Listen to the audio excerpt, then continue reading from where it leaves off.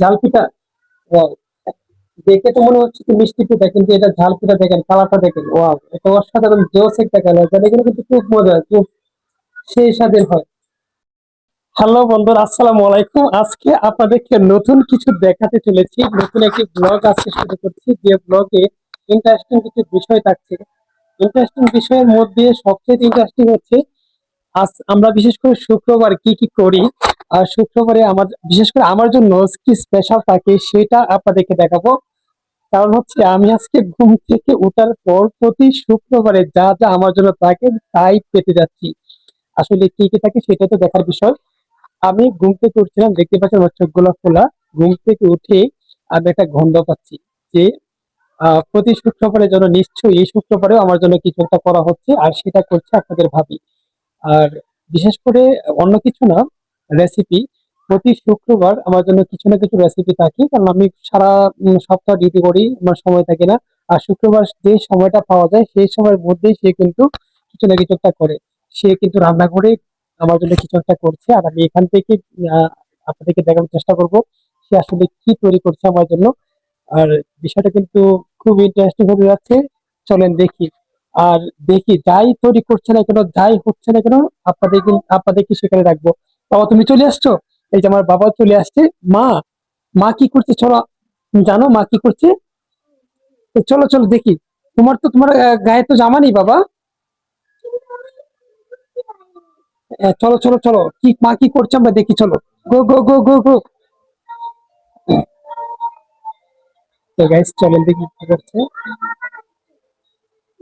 জান তুমি কি করছো?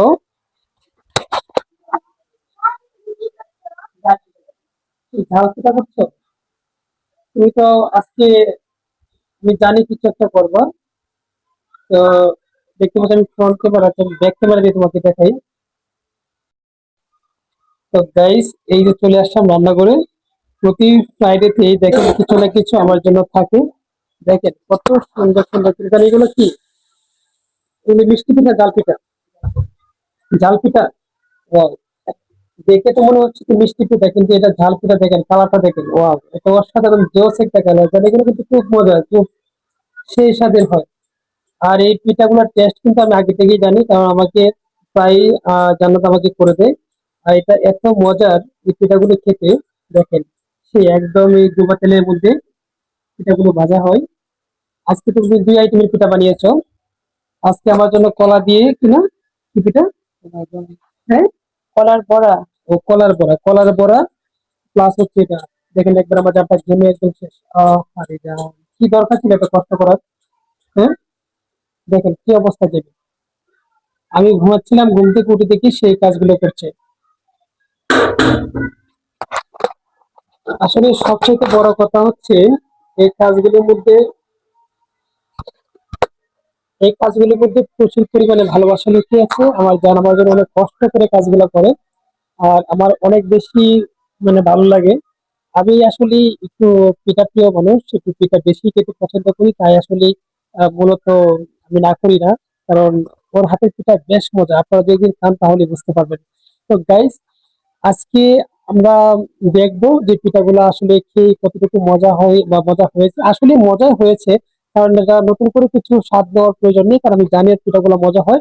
আর বিশেষ করে আপনার কলার যে বড়াটা, এটা কিন্তু সে, আমি আপনাদেরকে দেখাচ্ছি কলার বড়াটা, সে একটা টেস্ট আসে।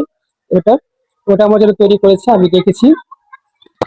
তো বাবা, তুমি টিভি দেখছো? তো এই যে কলার বড়ার লোকটা একটু আপনারা দেখেন। হ্যাঁ, দেখেন লোকটা সেই একদম সে একটা কালার। বাবা এটা অনেক মজা না? তুমি খেয়েছিলে? এটা কিন্তু খুব মজার খাবার। হ্যাঁ, এটা কে তৈরি করেছে? কেন বাবা? অনেক মজার একটা খাবার তৈরি করেছে মা, মাকে এটা থ্যাংক ইউ দিবে না? দেখতে পাচ্ছেন কি মজার একটা খাবার তৈরি করেছে। তো প্রিয় বন্ধুরা, এই ছিল আজকের ব্লগ। আপনারা সবাই ভালো থাকবেন, সুস্থ থাকবেন, আল্লাহ হাফেজ। আর আজকে ব্লগটা বেশি লম্বা করছি না। তো নেক্সট আমরা কি করছি না করছি দেখাবো। তো সবাই ভালো থাকবেন, আর যদি আপনার হাতে একটু সময় থাকে তাহলে চ্যানেলটাকে সাবস্ক্রাইব করে আর ভিডিওতে একটি লাইক দিয়ে আমাদের পরিবারের পাশে থাকবেন। ধন্যবাদ সবাইকে। হবে না হলুদ